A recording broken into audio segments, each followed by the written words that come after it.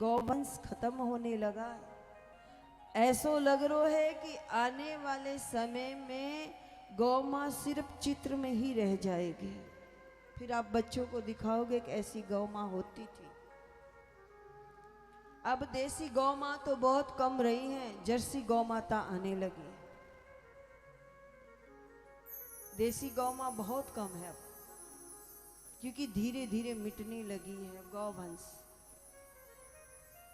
अगर गौ नहीं रही, अगर गंगा नहीं रही, गौ नहीं रही, तो फिर ये धरती भी नहीं रहेगी। इस बात को मान लेना। आपने देखा नहीं कि धीरे धीरे मनुष्यों की आयु कम होने लगी है। पहले 100 वर्ष के होते जाते थे, अब छोटी छोटी आयु में जाने लगे। इसका कारण यही है कि धीरे धीरे धर्म की हानि होने लगी है। अगर अब हम नहीं समझे तो फिर समझ नहीं पाएंगे क्या हुआ। जिस चीज के बारे में, जिस बीमारी के बारे में हम जानते थे नहीं थे, वो बीमारियां अब होने लगी है। कौन जानता था बीपी क्या होती है, कौन जानता था शुगर क्या होती है, कौन जानता था कैंसर क्या होता है। आज तो छोटी सी फुंसी हो जाए ना तो कैंसर का रूप ले लेती है। पहले अगर फुंसी हो जाती थी, मेरी टाइम की बात कह रही हूँ, बचपन की, छोटी सी अगर फुंसी भी हो जाती थी ना तो धरती पर एड़ी घसते थे और वहाँ की मिट्टी लेते और उस पर लगाते, वो सही हो जाती थी। पर अब नहीं होती है, अब कैंसर होने लगा। क्यों? क्योंकि जर्सी गायों का दूध पी पी के हमें बीमारी होने लगी है। अगर देसी गाय का दूध ना मिले तो भैया चाय और दूध पीना बंद कर दो। पर जर्सी गाय का नहीं, पाउडर नहीं, भैंसों का दूध हम नहीं पिएंगे। अगर सब इस तरह से पालन कर लेना तो गौवंश बच जाएगा। हमारे गांव में, हमारे देश में जर्सी गाय नहीं थी। इसी जर्सी गाय को मंगवाया गया, बुलाया गया, ताकि हमारा विनाश हो सके, हिंदू तत्व खत्म हो सके। समझने की कोशिश करो आप। धीरे धीरे हम अपने धर्म, हम अपने संस्कार को भूलते गए हैं। पहले घर से बाहर अगर हमारे भाई पिता निकलते थे, मस्तक पर तिलक होता था। आज तिलक की हमें शर्म आने लगी है। हमने तिलक छोड़ा, विदेशियों ने तिलक धारण कर दिया है।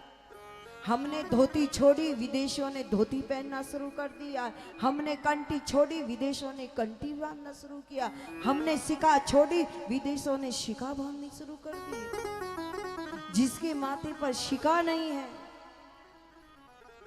जो धोती धारण नहीं करता, जो योग पवित्री धारण नहीं करता, वो हिंदू कहने योग्य भी नहीं है। जब भी घर से निकलो मस्तक पर तिलक रखो। ये तिलक हमारा कोई मेकअप नहीं है, ये चंदन और तिलक, ये भगवान के चिन्ह है। हमें भगवान के चरणों के चिन्ह हैं।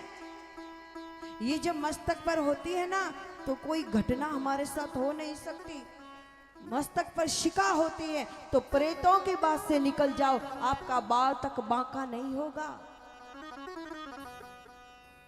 पहले माताएं सूखा सिंदूर लगाती थी, आपने देखा होगा। अब आजकल तो गीला चलने लगा सिंदूर।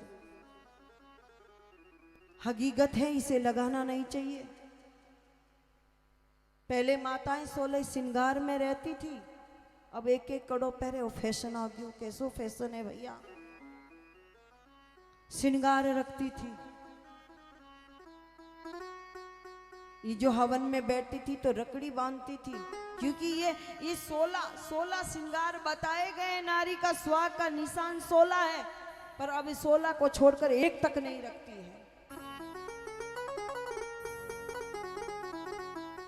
बिना श्रृंगार किए हुए नारी सामने आ जाए तो उसका सुगंध भी अच्छा नहीं होता है। इस बात को मान के चलो। भाइयों की धीरे धीरे आयु कम होने का कारण ही नारी है। नारी ने पहले ही श्रृंगार उतार दिया है। मरने के बाद उतारा जाता है, लेकिन पहले ही उतार दिया गया। सुहागन श्रृंगार करना बंद किया तो विधवा ने श्रृंगार शुरू कर दिया है। धीरे धीरे देखो, ये हकीकत है। हम घाट घाट का पानी पी रहे हैं भैया, हम जाते हैं, हमें पता है।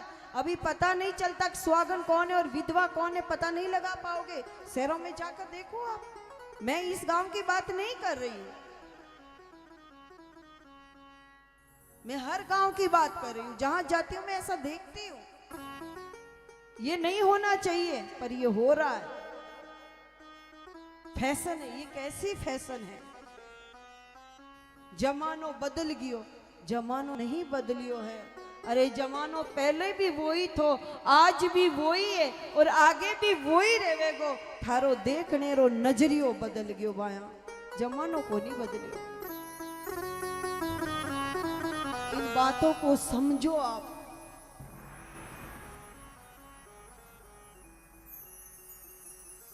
गैयों की करुण पुकार सुनकर बातें तो बहुत है कहने की, समय बहुत कम होता है। बहुत कुछ बताने का मन करता है पर समय के बंधन में बंधे हुए हैं।